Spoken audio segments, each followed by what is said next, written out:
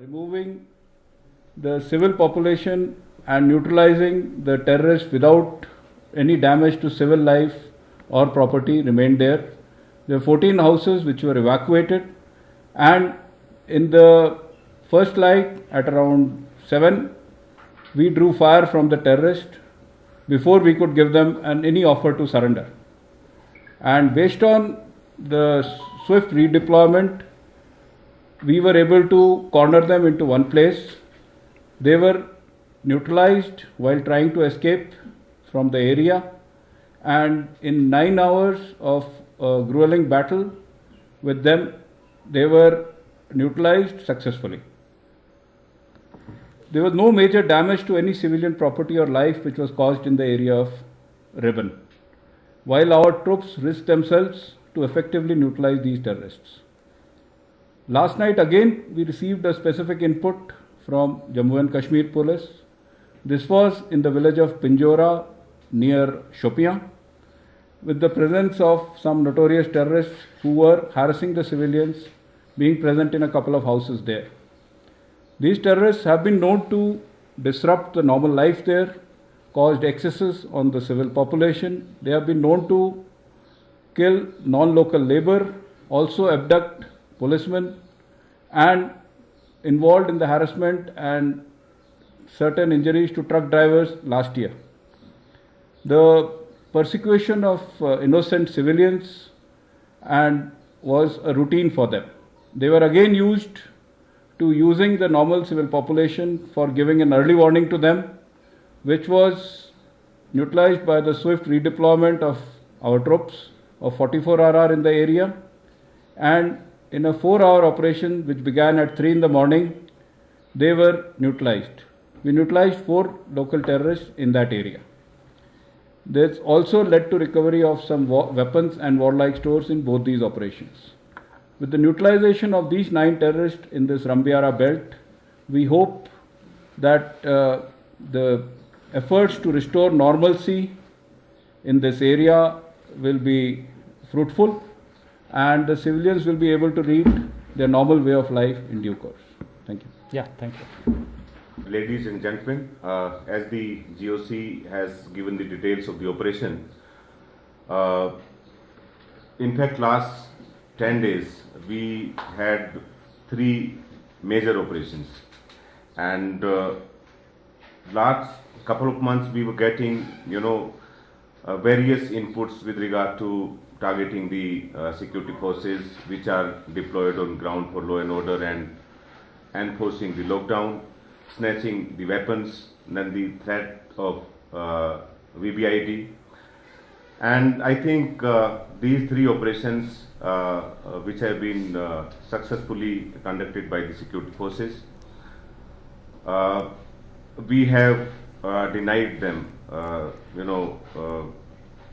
their targeting the security forces on ground. The first operation was Pulwama, then the second operation yesterday, wherein 5 militants were killed. In fact, one of the militants, Oves, was involved in the recent attack on the SHO of Yaripura, and he had planned a series of attacks on the security forces around the Eid time to attack and snatch weapons, and then he was also involved in the kidnapping of policemen.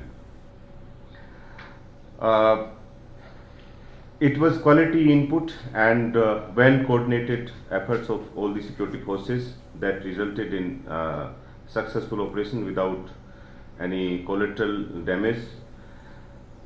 The second part is containing the law and order and the crowd which usually gathered around the encounter site. So, as the Corps Commander has already said, that we are thankful to the general public that the parents and the people in the villages, they are able to, not allowing the youngsters to come out close to the encounter sites. Lastly, I would request all the people across the Kashmir Valley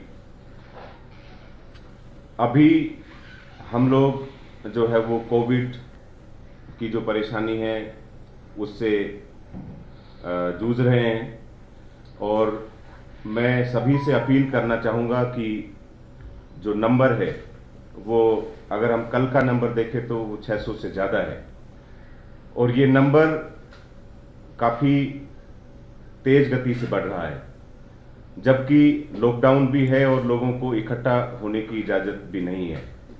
मैं सबसे ये request करना चाहूँगा कि वो अपने बच्चों को इन जगहों पे इकट्ठा होने से मना करें, क्योंकि अभी ऐसा लगता है कि जो कम्युनिटी स्प्रेड कोरोना वायरस का है वो होने लगा है, और उसी की वजह से नंबर जो है वो काफ़ी बढ़ रहा है। तो हाल फिलहाल में जो एनकाउंटर्स हुए उसमें सभी जगह नौजवान जो है इकट्ठे हुए, सिक्योरिटी फोर्सेस के ऊपर पथराव भी किया है। तो मैं दोनों बातों को लेकर उनको ये सलाह देना चाहूँगा, मैं अपील करना चाहूँगा कि वो एक तो सिक्योरिटी रिस्क भी है और दूसरा कोरोना का रिस्क है, उसमें उनको अपने आप को भी बचाना है और बाकी समाज के लोगों को भी बचाना है, क्योंकि अगर ज़्यादा लोग इकट्ठे होंगे तो ये कोरोना वायरस फिर उतनी ही तेज गति से पूरे समाज में फैलेगा, जो एक बहुत बड़ी समस्या है। तो मैं चाहूँगा कि सभी जो मेरी बात सुन रहे हैं वो अपने नौजवान बच्चों को ये बात समझाए कि कोरोना की जो लड़ाई है वो एक ऐसी लड़ाई है कि जिसमें हम सब लोग साथ मिलकर अगर लड़ेंगे तभी उसको जीत पाएंगे, और इस तरह से इकट्ठा ना हो। अगर इकट्ठा होंगे तो फिर ये हम सबके लिए बहुत बड़ी परेशानी बनेगी। धन्यवाद। Yeah, thank you, Rajesh, and thank you, Sen Gupta. Before I open up for questions, I thought I'll just make 2-3 small statements. One is that we will continue with our professional operations, in a manner that we cause minimum inconvenience to the public, both in terms of property as well as the human resource, the population in general.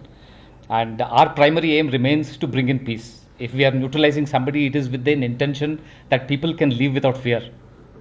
They can go about their routine in a manner where their livelihood is not disturbed. That is our primary focus. And I would also appeal to the population not to get swayed by the misinformation that is coming from across Pakistan. This is very important. He's on a hyperdrive to bring in, false propaganda. If there is one person who is not happy with what is happening today in the valley in terms of peace, is Pakistan. So we need to fight that. And the people, the media houses which are standing in front of me, you have an important role to play. I would say even the 1.2 billion population, the 120 crore people also have a role to play in demolishing false narratives which are coming from Pakistan. While we are fighting on ground, we will definitely look forward to the cooperation of the Awam and the population in general, to spread the right message and demolish the false narratives.